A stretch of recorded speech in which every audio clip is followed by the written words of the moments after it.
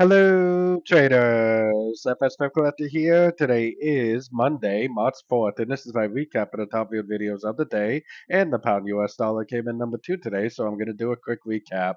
If you'd like to see my full top-down analysis on the pound dollar, make sure to check out the video I made this morning, linked at the end of this video over here.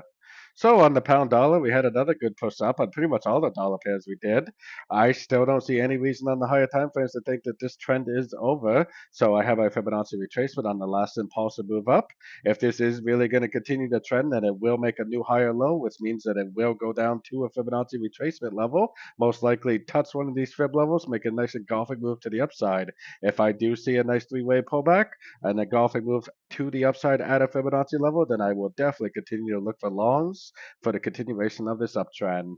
The trend is our friend, and if you continue to trade with the trend, then you should be in pretty good shape. So don't forget to join my free Discord channel. The link for that is on the screen and in the description. Thanks and happy trading.